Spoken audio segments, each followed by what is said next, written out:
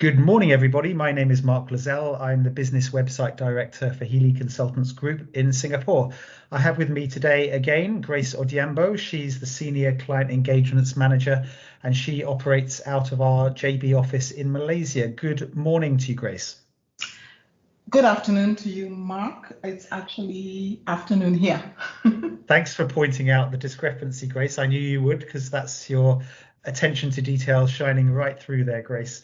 Grace, I think today you're going to be talking to us about a Singapore company incorporation that you recently handled. And Singapore obviously is one of our most popular jurisdictions. Our headquarters is there. Would you like to just give us a little bit of background as to who the client was and what they were looking to achieve? Yeah, sure. So we have a client who engaged us sometime last year, end of December, I think, to register an entity in Singapore. The client is from Bulgaria originally. So This client was actually engaged by my colleague Peter, who is in Bulgaria or Slovakia. Yep. And he passed on the engagement to me because we are nearer to Singapore than he is. So he decided to hand over the engagement to either Singapore office or myself. And at the time, I'm the one who was available. So this was handed over to me. Okay. So this client has an e-commerce company and they trade internationally in cosmetics and food supplements and electronics. And they also provide advertising, marketing, logistics, freight forwarding services via their website. And they like to partner with other companies that offer the same types of services in different countries, so that they're global. And it was quite an easy setup because it was just one director, and obviously we provide the service of a nominee as required by Singapore rules. That's a nominee's Singapore resident director, correct? Yes, correct. So we had to provide that for him. And he's the sole shareholder, so it was a very simple corporate structure.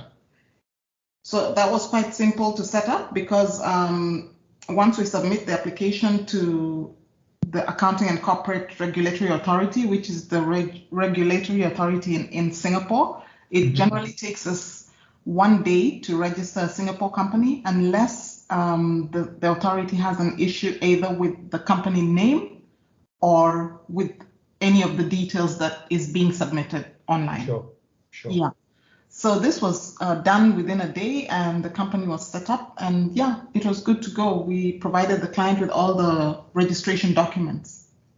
Okay. Was there a bank account opening requested by the client as well, Grace? Yes. The client requested us to open an account that he can receive cryptocurrencies as well. Okay. So it wasn't just a normal bank account. He wanted to be able to handle cryptos as well because some clients now prefer to pay in crypto. Sure. So I approached different banks, online banks and traditional banks to secure their approval. And lucky for us, we had 3 approvals from 3 different banks and the client wanted to proceed with all 3. And in which locations were the banks, Grace? 2 of the banks are in Panama. Okay. And 1 is an online bank, but with a headquarters in Hong Kong. Right. Sure. Okay. Yeah. So we opened the bank accounts and I believe he should be proceeding with his business.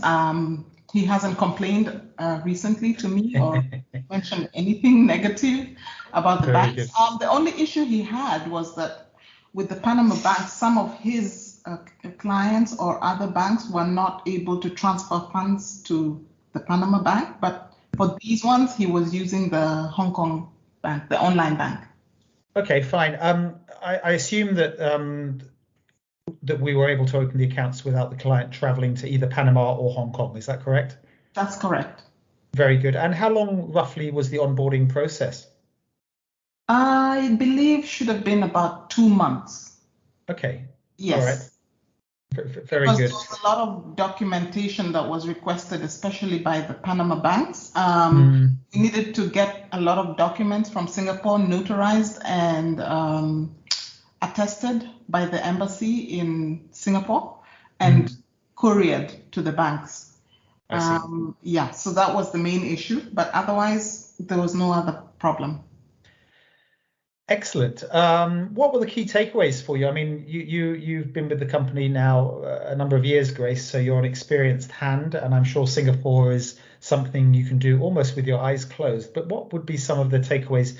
Perhaps the crypto accepting bank accounts may have been something new and interesting for you. Can you just give us a quick overview of what the takeaways would have been from this engagement for you? Yeah, so my main takeaway was that I need to be more prepared when submitting applications for crypto-related businesses, because many banks do not really accept both SWIFT and SEPA transactions for crypto-related companies. So depending on what the client really wants, you need to really establish with the client, do you require this service from the banks, so that you're clear from the beginning when you're submitting the applications, because otherwise you might end up opening the bank account for the client and then he cannot use it. Okay. Yeah. I see. Very good. Grace, I don't think there's anything else we need to ask you. It's been a short, sweet overview of this client engagement from Bulgaria. And we look forward to talking to you in the next few days or weeks about another engagement that you've been working on. So thank you very much for your time, Grace, and you have a good day. You have a good day too, Mark. It's a pleasure speaking with you again. Thanks, Grace. Take care. Bye. Bye-bye.